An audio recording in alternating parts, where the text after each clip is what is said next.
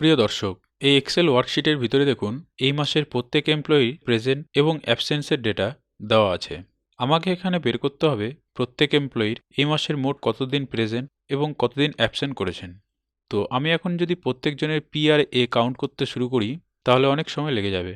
তো এই ক্ষেত্রে যেহেতু আমাকে কাউন্ট করতে হবে, তাই আমি এখানে কাউন্টিফ ফর্মুলা ব্যবহার করব। এখানে টাইপ করব ইকুয়াল টু কাউন্টিফ, ট্যাব বোতামটি প্রেস করব। রেঞ্জে যেই সেলগুলো থেকে আমি কাউন্ট করতে চাই সেই সেলগুলো সিলেক্ট করে নেব, কমা ক্রাইটেরিয়াতে ডবল কোডের ভিতরে পার্টিকুলার যে ওয়ার্ড বা নাম্বারকে কাউন্ট করব তা লিখে নেব। যেমন আমি এখানে লিখে নিলাম ডবল কোডের ভিতরে P, bracket close and enter. তো দেখুন এমপ্লয়ির টোটাল প্রেজেন্ট কাউন্ট হয়ে গেছে।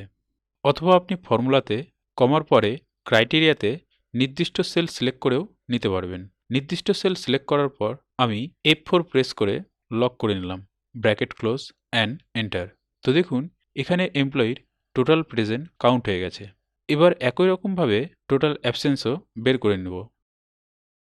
এখানে শুধু প্রেজেন্ট সেলের জায়গায় অ্যাবসেন্ট সেলসটি সিলেক্ট করে নেব, F4 অ্যান্ড এন্টার, এবং ড্র্যাগ করে প্রত্যেকের প্রেজেন্ট এবং অ্যাবসেন্স বের করে নেব।